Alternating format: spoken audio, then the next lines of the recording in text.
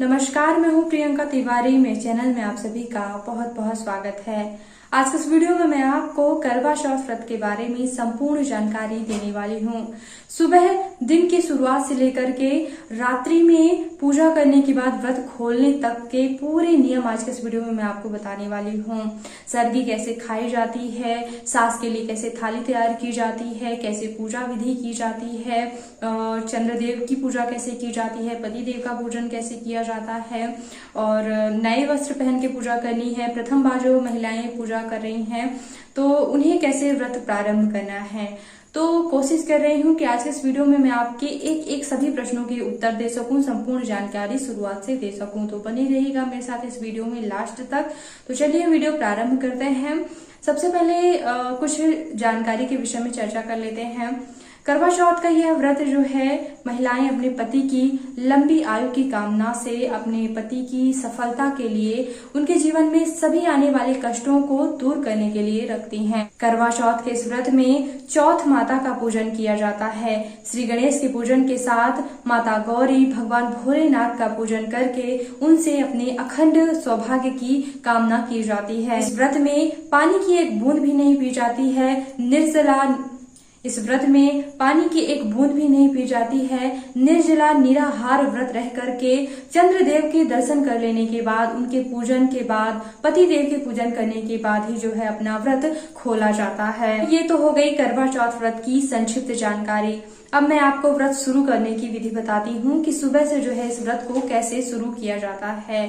तो कुछ क्षेत्रों में जो है करवा चौथ का व्रत सरगी खाकर शुरू किया जाता है। तो सरगी जैसे सूर्योदय के पहले ही जो है उठ जाया जाता है, यानी कि 3 से 4 बजे के बीच में जो है हमें उठ जाना पड़ता है और फिर जो है सरगी खाना होता है। कुछ महिलाएं सरगी खाकर सो जाती हैं और फिर सुबह सूर्योदय के पहले थोड़ा टाइम पहले उठ जाती हैं, फिर स्नान ध्यान करके आगे की विधि करती हैं और कुछ महिलाएं जो है सरगी खाकर आगे के कार्य शुरू कर देती हैं। तो सरगी खाकर जो है इस व्रत को शुरू किया जाता है। सरगी में वैसे मैं अन्न खाने की सलाह नहीं दूंगी, फलाहार या फिर कोई भी मीठी चीजें जो है खाकर आप इस व्रत को शुरू कर सकते हैं। सरगी सासू माता द्वारा जो है प्रदान की जाती है। सासू माँ अगर ना हो तो आप स्वयं से भी सरगी बना सकती हैं और फिर ग्रहण कर सकती हैं। अगर आपके यहाँ भी सरगी खाकर इस व्रत को शुरू करने की परंपरा है तो आपको सरगी सूर्योदय के पहले ही कर लेनी चाहिए।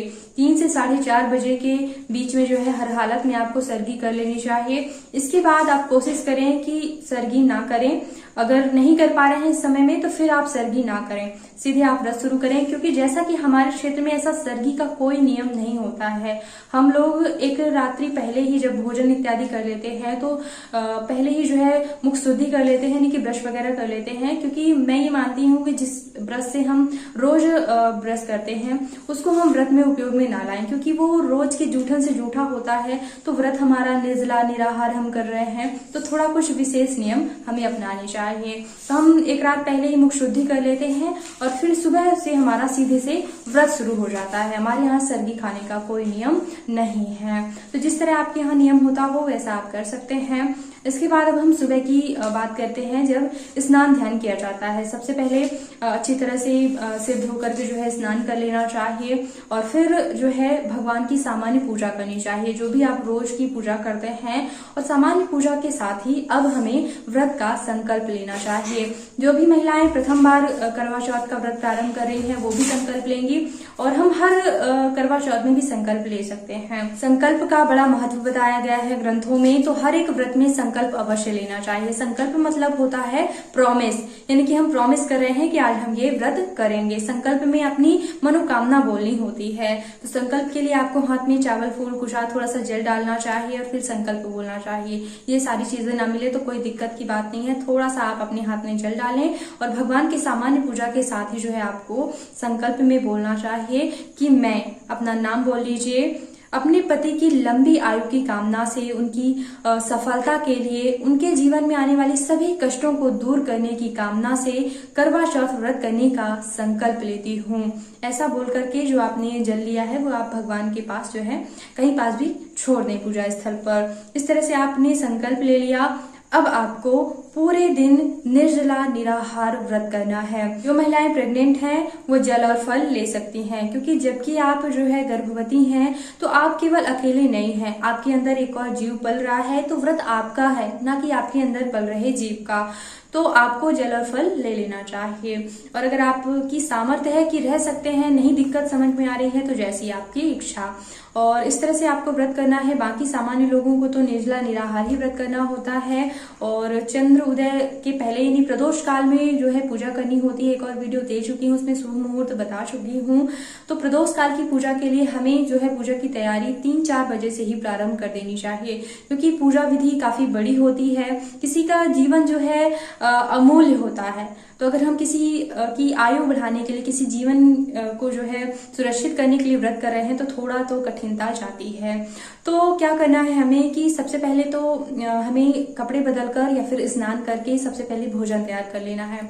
4 बजे 5 बजे के बीच जो है आप भोजन तैयार कर लें और फिर आपको पूजा की तैयारी शुरू करनी चाहिए।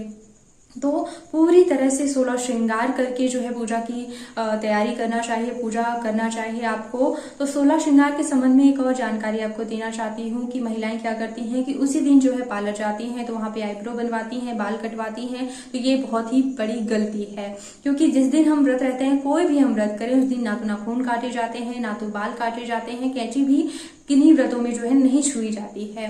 तो इसलिए जो है अगर आप फेशियल वगैरह कराना चाहती हैं तो एक दिन पहले आप ये कार्य करवा लें। और उस दिन जो है आपको पार्लर तो मैं नहीं जाने को बोलूंगी, क्योंकि क्या होता है पार्लर में इसकी चीज उसको लगाई, उसकी चीज इसको लगाई।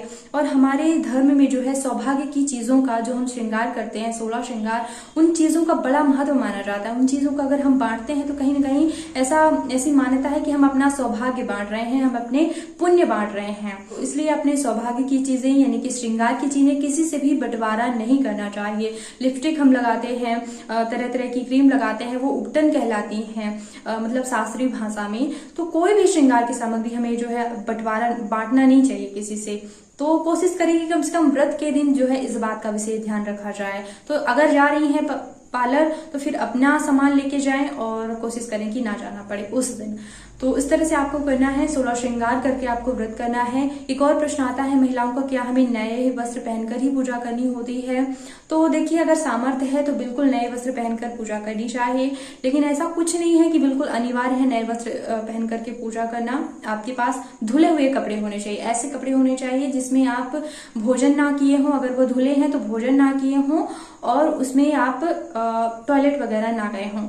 तो ऐसे वस्त्र आपके पास होने चाहिए। लेकिन शादी के जो वस्त्र होते हैं उसमें हम कई बार भोजन कर लेते हैं, तो ऐसे स्थिति में आप उन वस्त्रों को पहन के पूजा कर सकते हैं। लेकिन हाँ, इस बात का ध्यान रखिएगा कि अगर उन वस्त्रों को पहन के आप बाथरूम गए हैं तो फिर आपको जो है उन वस्त्रों में जो है पूजा नहीं करनी चाहिए। इस बात का आप ध्यान रखिए कि जो शादी का जोड़ा वगैरह है उसमें अगर आपने केवल भोजन किया है तो इतना चल जाता है, ठीक है, क्योंकि वो कोरा कहलाता है। लेकिन अगर ऐसी कुछ चीज है कि अशुद्ध हो गए हैं कपड़े, तो फिर आप उनका उपयोग ना करें।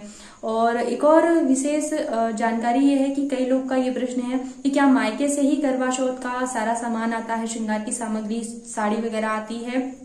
तो देखिए, सामर्थ्य के अनुसार है, हाँ बिल्कुल आती है। कथा के अनुसार जो है कथा में भी आता है कि मायके से जो है बहू का जो है करवा चौथ का सामान आया, करवा लेकर के भाई आया। तो ये रीति है कि पहली बार क्या, जो सामर्थ्यवान होते हैं तो हर बार जो है भेजते हैं अपनी बेटी को करवा और पूरा सामान। लेकिन जिनकी सामर्थ्य नहीं है तो कोई अनिवार्य नहीं है ऐसा, आप स्वयं से अपने लिए पूरी सामग्री जो है पहली बार ही ले सकती हैं, स्वयं से भी खरीद सकती हैं, ठीक है। तो अब एक और खास बात आती है, यहाँ पर हम पूजा की तैयारी ही बता रहे हैं। तो जैसा कि नाम से स्पष्ट है, करवा चौथ, यानी कि इस व्रत में करवों की पूजा की जाती है। तो 2 करवे लाए जाते हैं। 2 करवे हम क्या करते हैं कि एक पीतल का ले आते हैं। पीतल का इसलिए लाते हैं क्योंकि अब नियमित तौर पर हर साल हम जो है व्रत करते हैं, तो एक करवे में जो है हम जल भरते हैं, उसी से चंद्र देवता को अर्घ प्रदान करते हैं, उसको हम दान नहीं करते हैं, इसलिए हम हमेशा के लिए उसको पीतल का लाके रख लेते हैं। और एक करवा जो है हम हमेशा अलग से नया मिट्टी का ले आते हैं। तो आप दोनों करवा मिट्टी का ला सकते हैं या फिर एक करवा जो है पीतल का भी ला सकते हैं। लेकिन एक बात ध्यान रखिएगा कि एक करवा जो है आपको दान करने के लिए ही रखना होता है। घर में सास हैं, सास को जो है वायना दिया जाता है, तो ये करवा जो होता है इसमें हम मिष्ठान भरते हैं, और मिष्ठान भरा हुआ करवा और सुहाग की सामग्री में जो भी आपकी सामर्थ्य हो, चूड़ी, बिंदी, सिंदूर, आलता, साड़ी विशेष तौर पर, तो ये पूरी उपहार की सामग्री जो है, और साथ में करवा। तो करवा पहले पूजा किया जाता है, पूरी श्रृंगार की सामग्री चौथ माता को अर्पित की जाती है। फिर पूजा करने के बाद ये सारी सामग्री जो है सासू माँ को अर्पित की जाती है। तो यहाँ पे मैं आपको तैयारी अभी बता रही हूँ कि आपको पूरा श्रृंगार का सामान ले आना है अपनी सासू माँ के लिए। तो बिछिया, पायल, जितनी सामर्थ्य उतना दिया जा सकता है। रीति का ग्रंथों में भी उल्लेख है कि वायना दिया जाता है, और यह बहुत ही अच्छी रीति है, क्योंकि कहीं न कहीं सास को जब हम उपहार प्रदान करते हैं, ये चीजें प्रदान करके उनका आशीर्वाद लेते हैं, तो चीजें पाकर उनकी भी आत्मा प्रसन्न होती है, और साथ ही साथ जैसे कि हम उनके बेटे की ही बहू होती हैं, तो वो आशीर्वाद देती हैं, हमारे सौभाग्य में वृद्धि का आशीर्वाद देती हैं। तो हमारे सौभाग्य की आयु जो है लंबी होती है, सुहाग की आयु लंबी होती है, और माँ से अच्छा आशीर्वाद कौन दे सकता है। तो ये रीति जरूर निभानी चाहिए। सासू माँ को वायना प्रदान जरूर करना चाहिए, अगर वो सुहागन है तो। अगर सासू माँ सुहागन नहीं है तो ये चीज फिर दूसरे के पास चली जाती है, यानी कि इस व्रत में सुहागन को ही दिया जाता है और सुहागन से ही लिया जाता है। ये विशेष रीति है। अगर सास ऐसी है कि मतलब नहीं है या फिर विडो है, तो फिर नंद रानी को आप दे सकते हैं। नंद रानी किसी की नहीं है, मतलब एक ही भाई है, बहन नहीं है, तो फिर ये जेठानी को दिया जा सकता है। जेठानी नहीं है तो फिर घर में कोई बड़ी सास हो, चाची सास हो, जो भी आपकी बड़ी हो, आप उनके चरण छूकर ये सारी सामग्री देकर उनका आशीर्वाद ले सकते हैं। फिर ये आस पड़ोस में भी कोई नहीं है जो सुहागन है, आपसे बड़ी है, जिनके आप पैर छूते हैं, तो क्या करना होता है, ये सारी सामग्री करवा सहित पूरी सुहाग की सामग्री पंडितों के घर आपको जाकर पहुंचा देना चाहिए। तो पंडितानी के काम में जो है ये चीजें आ जाती हैं और आपको आशीर्वाद भी मिलता है। तो ये तो हमने तैयारी की बात की। अब हम पूजा की तैयारी की बात करते हैं। तो जो 2 करवे लाए जाते हैं उसमें 13 बिंदियां लगाने का बहुत ही ज्यादा महत्व होता है। वैसे तो मैंने पूरी पूजा विधि करके वीडियो उपलब्ध कराया हुआ है, हर एक चीज बारीकी से बताई है, तो देख लीजिएगा अगर आप देखना चाहते हैं तो। 13 बिंदियां लगाएं, कलश सजाएं और शिव परिवार की प्रतिमा लाएं, चौथ माता की प्रतिमा लाएं, चौकी पर सजाएं। वैसे तो हम लोग जो है छत पर पूजा करते हैं, या फिर जहां से भी चंद्रदेव के दर्शन होते हैं, आंगन वगैरह में लोग पूजा करते हैं, हम लोग छत में करते हैं। तो क्योंकि खुले आसमान में वहीं पे पूजा कर लिए, फिर जब चंद्रदेव आए तो उनकी पूजा कर लिए। तो ये सारी तैयारियां करके जो है आपको पंचोपचार से, षोडशोपचार से, जैसा भी आप पूजन करना चाहते हैं पूजन करना चाहिए। कर्मों का भी पूजन हो जाता है, और फिर पूजा करने के बाद जब चंद्रदेव उगाते हैं तो चंद्रदेव की एक थाली तैयार की जाती है। चंद्रदेव को सफेद चीजें पसंद होती हैं, सफेद मिठाई, सफेद चंदन, सफेद फूल, ये सारी चीजें रख लीजिए। सबसे पहले चंद्र देवता को अर्घ्य प्रदान कीजिए, ठीक है। चंद्रदेव जब आ जाए, अर्घ्य यानी कि जल डालकर उसमें सारी चीजें, चंदन मिला लीजिए, फूल डाल लीजिए, ये सारी चीजें मिला करके दूध जरूर डाल लीजिएगा, और फिर जो है चंद्र देवता को अर्घ्य प्रदान किया जाता है। जो करवा हम लेते हैं, जो हमने पूजा पे रखा हुआ था दूसरा करवा, उससे हम अर्घ्य देते हैं। तो उससे अर्घ्य देना है। अर्घ्य देने के बाद जो है जो मिठाई वगैरह आप थाली में लिए हुए हो तो वही इसी तरह से समर्पित कर दीजिए कि हे भगवान भोग ग्रहण कीजिए। इसके बाद जो है अब चलनी लेना है, चलनी में एक दीपक जलाना है, नहीं पहले दीपक जलाना है, फिर चंद्रदेव की ऐसे आरती करने की भावना करनी है, दीप दिखाने की, और फिर उसी दीपक को चलनी पे रखना है और फिर चंद्रदेव के दर्शन करना है। फिर उसी चलनी से जो है आपको आपके पति के दर्शन करना है। आपके पति को एक कुर्सी प्रदान कीजिए, उसमें बैठाइए, और पतिदेव के दर्शन हो गए चलनी से। अब क्या करना है कि उनको अक्षत चंदन का तिलक लगाना है, और फिर जो है उनको मिठाई खिलाना है, और इसके बाद जो है उनको पानी पिलाकर उनके चरण स्पर्श करना है, इनके पैर छूना है।